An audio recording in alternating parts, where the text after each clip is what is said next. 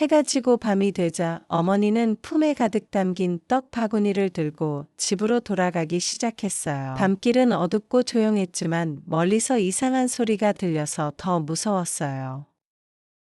그러나 어머니는 아이들이 기다리고 있다고 생각하며 발걸음을 조금 더 빨리 움직였어요. 첫 번째 고개를 넘을 때 갑자기 숲에서 커다란 어흥 소리가 들렸어요. 어머니는 너무 놀라 가슴이 쿵 하고 내려앉았고 다리가 잠시 떨릴 정도였어요. 어둠 속에서 노랗게 빛나는 눈 두 개가 반짝였고 그 정체는 바로 커다란 호랑이였어요. 호랑이는 어머니 앞을 막아서며 낮고 무서운 목소리로 말을 걸었어요. 할멈, 머리에 든 게 뭐냐? 하고 호랑이가 으르렁거리며 물었어요.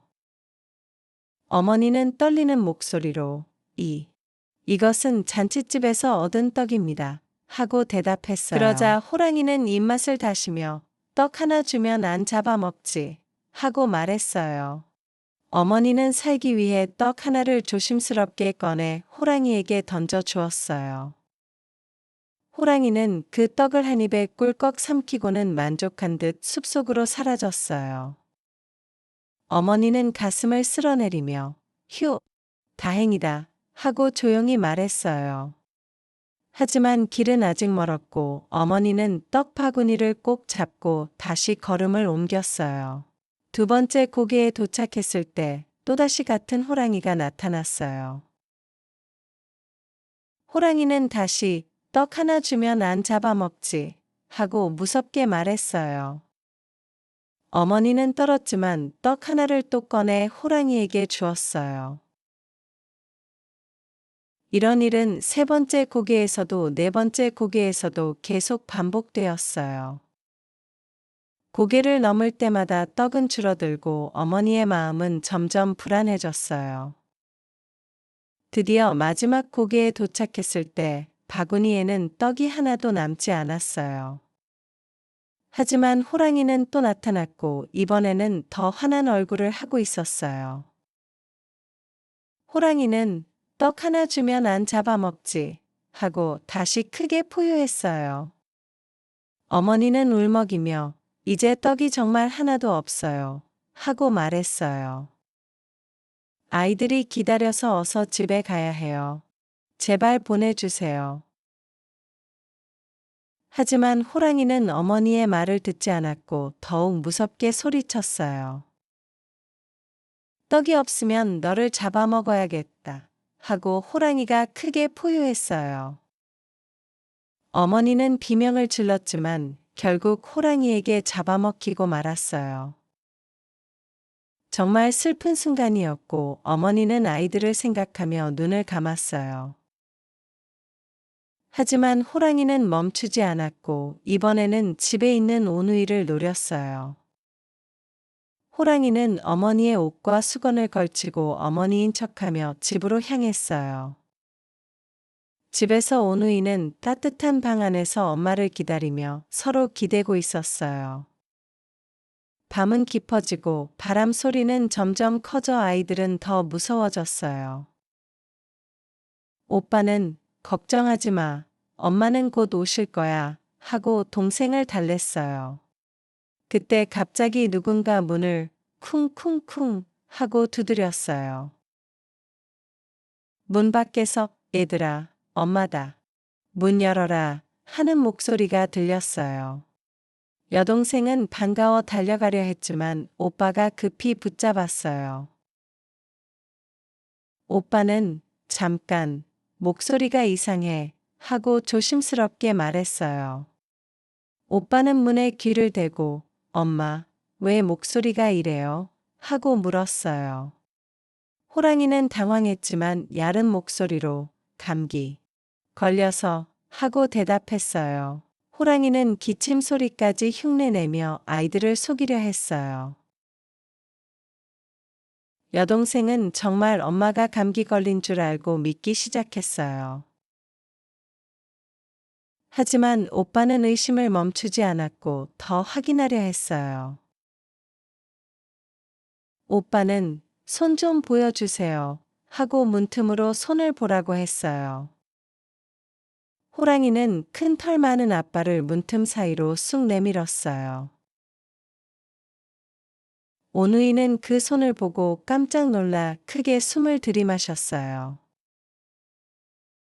여동생은 엄마 손이 왜 이렇게 커요? 하고 떨며 말했어요. 오빠도 손에 털이 너무 많아요. 하고 말했어요. 호랑이는 밭일을 많이 해서 그래. 손이 거칠어졌어. 하고 둘러댔어요. 그러고는 팔도 아파. 그러니 빨리 문 열어라. 하고 재촉했어요. 여동생은 엄마가 고생했다고 생각하며 문을 열려고 했어요. 오빠는 고민했지만 결국 천천히 문고리를 돌렸어요. 문이 열리자 어두운 방에 무서운 호랑이가 나타났어요. 아이들은 비명을 지르며 방구석으로 도망쳤어요. 호랑이는 옷을 벗어던지며 이제 잡아먹겠다 하고 웃었어요. 오빠는 겁에 떨면서도 용기를 내 말했어요. 잠깐만요. 우리 배가 너무 아파서 뒷간에 가야 해요. 호랑이는 처음엔 안 된다고 했지만 냄새난다는 말에 고민했어요. 결국 도망가면 안 된다 하고 아이들을 밖으로 보내줬어요. 호랑이는 줄을 묶으려 했지만 아이들은 그러면 똥 못 싸요 하고 핑계를 댔어요. 호랑이는 냄새날까 봐 줄을 풀어주었어요.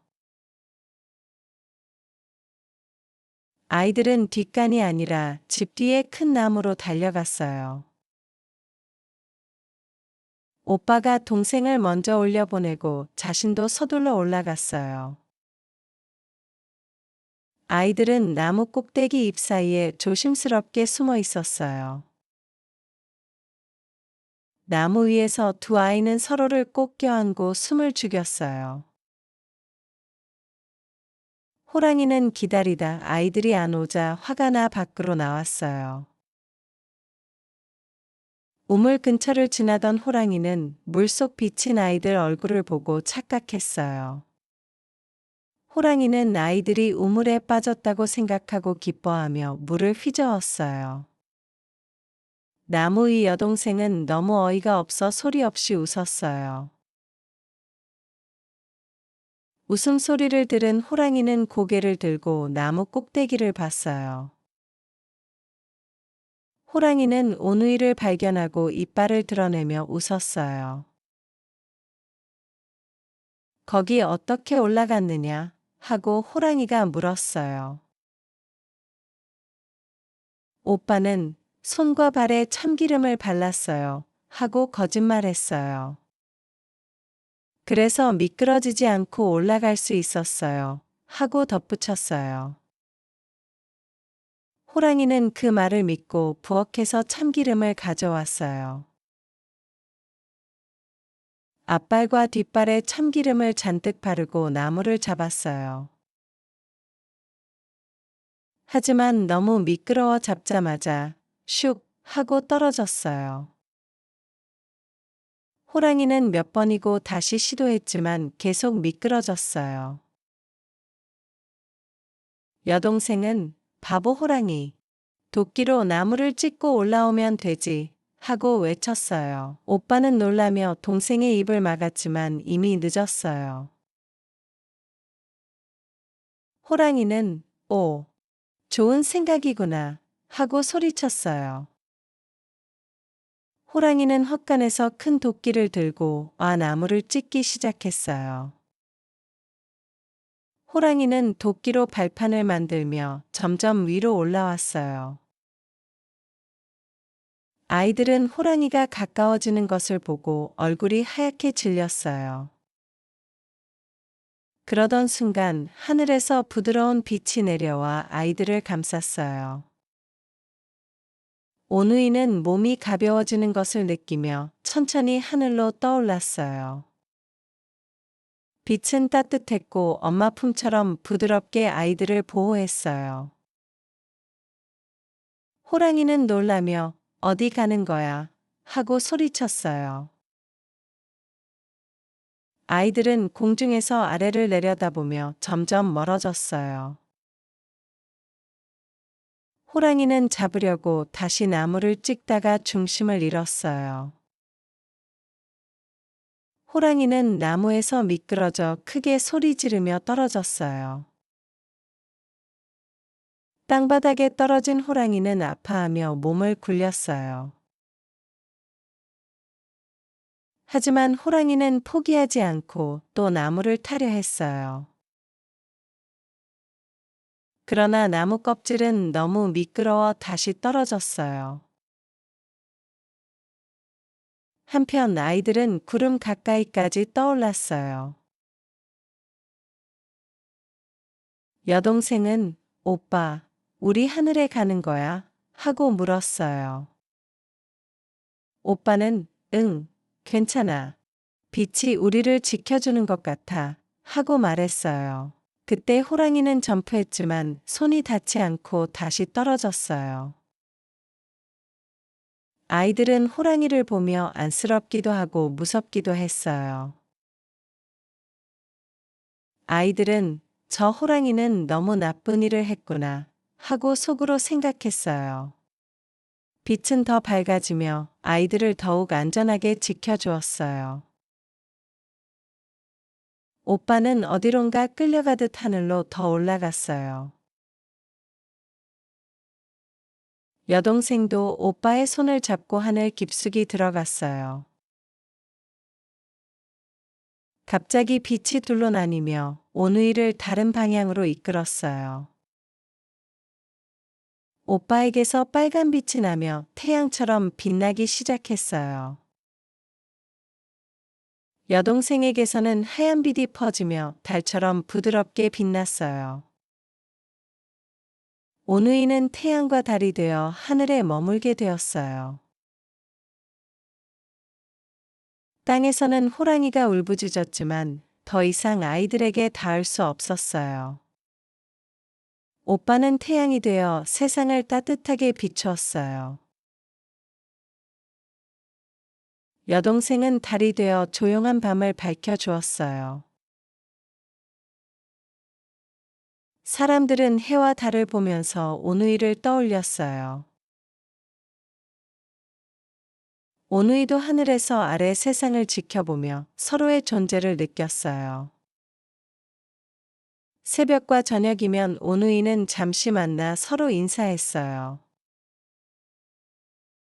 그때 하늘은 붉고 주황색으로 물들어 아름다운 순간이 되었어요. 사람들은 그 시간을 바라보며 자연의 신비를 느꼈어요. 오누이는 서로 떨어져 있어도 행복하게 하늘에서 지냈어요. 그들은 자신들을 지켜준 빛에게 감사하며 언제나 밝게 빛났어요. 호랑이는 산속으로 사라졌고 사람들은 안심하며 지냈어요. 어머니는 잃었지만 아이들이 하늘에서 살아남았다는 이야기가 퍼졌어요. 사람들은 해가 뜨고 달이 뜰 때마다 오누이를 떠올렸어요. 해는 용감한 오빠, 달은 착한 여동생, 이라는 말도 생겼어요. 아이들은 달을 보며 안심했고 용기를 얻곤 했어요. 해가 뜨면 사람들은 기운을 내 하루를 시작했어요. 오누이는 하늘에서 사람들을 지켜주는 존재가 되었어요. 어느 날 오누이는 구름 위에서 작은 마을을 내려다보았어요. 마을 사람들은 서로 돕고 평화롭게 지내고 있었어요. 오누이는 그런 모습을 보며 기뻐하고 따뜻한 마음을 느꼈어요. 여동생은 우리가 사람들을 지킬 수 있어서 좋아 하고 말했어요. 오빠는 우리 빛이 도움이 된다면 그걸로 충분해 하고 미소 지었어요. 그날 해와 달은 더 밝게 빛나며 세상을 비추었어요. 사람들은 특별히 밝은 하늘을 보며 좋은 징조라 생각했어요. 밤이 되자 여동생은 여러 나라의 밤하늘을 비추며 천천히 여행했어요. 달빛을 받은 사람들은 마음이 편안해지고 고요함에 감사했어요. 다음 날 아침 오빠는 새로운 하루를 선물하듯 도시들을 비추었어요. 오누이는 서로 다른 시간을 여행하며 모두를 지켜주었어요. 여동생은 가끔 구름에 앉아 사람들에게 미소를 지어 보였어요. 오빠는 햇빛을 너무 뜨겁지 않게 조절하며 사람들을 배려했어요. 해와 달은 다르지만 오누이는 서로를 생각하며 움직였어요.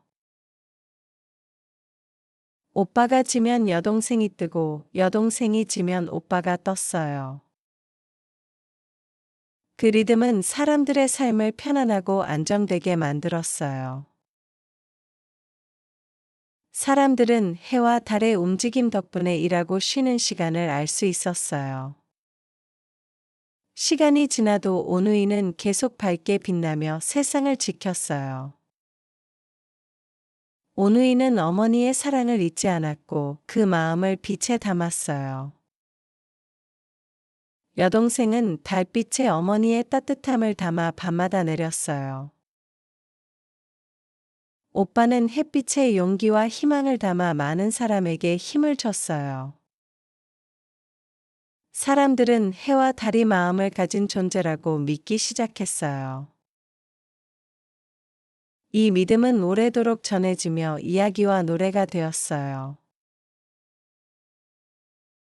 해와 달 이야기는 아이들에게 용기와 착함을 가르치는 교훈이 되었어요. 어른들도 가족의 소중함과 사랑을 다시 떠올렸어요. 오누이는 지금도 하늘에서 우리를 지켜보며 빛을 보내고 있어요. 우리가 해를 보면 오빠가 미소 짓는 것이고 달을 보면 여동생이 미소 짓는 거예요. 그래서 사람들은 해와 달을 보며 오늘도 안전하다고 느낍니다. 이것이 오래전부터 전해 내려오는 해와 달 이야기예요. 그리고 이 이야기는 지금도 사람들의 마음에 따뜻한 빛으로 남아 있어요.